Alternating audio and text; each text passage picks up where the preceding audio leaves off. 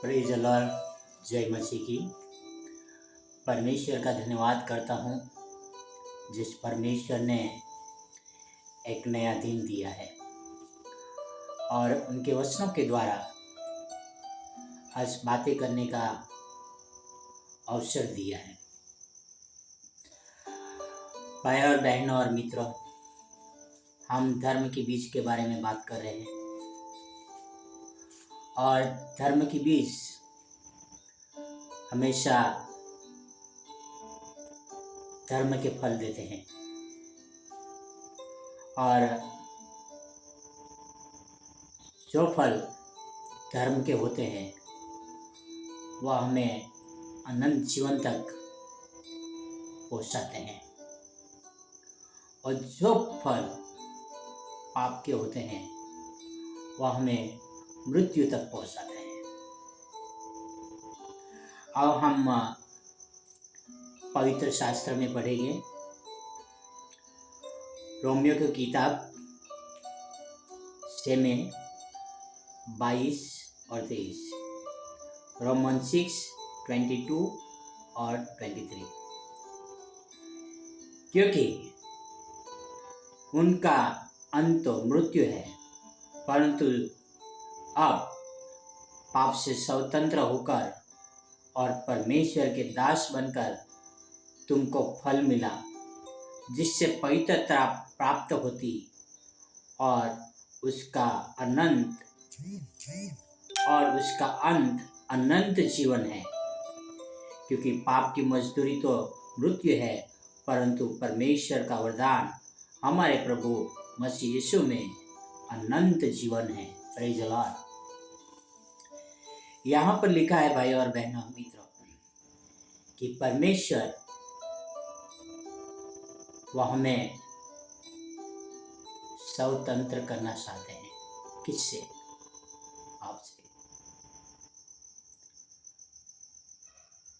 और यहाँ पे लिखा है कि पाप की मजदूरी यानी पाप का जो फल है वो अनंत मृत्यु है, पर यीशु मसीह में एक अनंत जीवन की आशा है। हम फल के बारे में बात कर रहे थे और वह फल उत्पन्न करने के लिए खेत में किसान को बहुत ही कड़ी मेहनत करना पड़ता है। उसी तरह से जो हमारा दिल है एक प्रकार की खेती है। इस खेती को संभालने के लिए हमें बहुत ही मेहनत करना पड़ता है, बहुत ही ख्याल रखना पड़ता है। भाई और बहनों और मित्रों, किसान जानते हैं कि वो फसल कैसे घर पे पहुंचती है। बीज बोने से लेके कटनी तक कितना ख्याल किया जाता है, कितनी देखभाल की जाती है। उसी तरह से यह हमारा जो जीवन है उसको हमें बहुत ही देखभाल करना जरूरी है। किसान जब मूंगफली खेत में बोता है, कुछ दिनों के बाद उनके खेतों में सूअर आ जाता है, मूंगफली को उखेड़ के खाने लग जाता है। उगने से पहले ही वो खत्म कर देता है।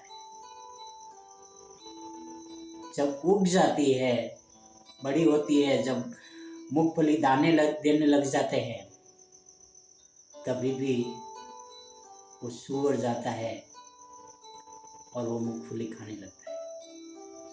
यानी किसान को उस खेती का ध्यान बीज बोने से लेके बीज को निकालने तक ख्याल रखना पड़ता है। अन्यथा वो ख्याल नहीं रखेगा तो सूअर आकर वो पूरा मूंगफली खा जाएगा। मेरा कहने का मतलब, यदि हमारी आत्मा की खेती है, जो हमारी आत्मा है, हम उनका ख्याल नहीं रखेंगे, सूअर आके इस खेती को खत्म कर देगा। यानी शैतान आकर इस खेती को खत्म कर देगा। भाई और बहनों और दोस्तों,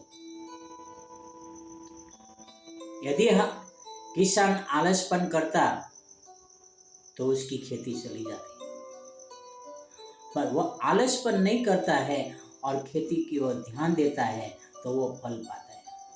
यदि हम अपने जीवन में परिवर्तन करने के लिए आलसपन करेंगे तो भूंड आके यानी सूअर आके,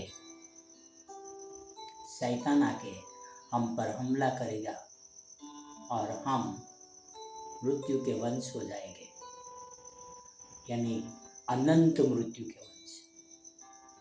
तो भाई और बहनों और मित्रों, मेरा आपसे सवाल है, क्या आप अनंत जीवन चाहते हो या अनंत मृत्यु चाहते हो? परमेश्वर ने जिस तरह से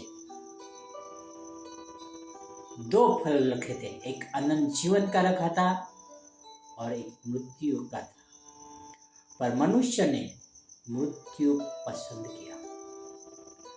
आज भी परमेश्वर हमारे सामने दो फल देना चाहते हैं, एक मृत्यु का और एक अनंत जीवन का। हम कौन सा फल लेने के लिए तैयार हैं, मृत्यु या अनंत जीवन? भाई और बहनों, आओ हम अनंत जीवन का फल के लिए प्रयत्न करें, हम मेहनत करें, हमारी आत्मा को बचाएं, हर प्रकार की बुराई से दूर रहे और धर्म के बीज बोए। आओ हम एक प्रार्थना करते हैं। हे हमारे महान और पवित्र परमेश्वर पिता, धन्यवाद करते हैं कि आप परमेश्वर ने हमसे प्रेम किया है, हमें संभाला है, हमें अनंत जीवन देने की आशा दी है, पर हम शैतान के गुलाम बनते जाते हैं। पिता, हमें मदद करना ताकि हर शैतानी ताकतों से हम लड़ सके पिता, और आपके वचनों में बने रहे पिता। धन्यवाद यीशु मसीह के लिए, आपके प्रेम के लिए और आपके अनुग्रह के लिए पिता। यह सारी प्रार्थना मेरे उद्धारकर्ता, प्रभुओं का प्रभु, राजाओं का राजा यीशु मसीह के नाम से करता हूँ। आमीन, आमीन, आमीन। God bless you. Have a nice day.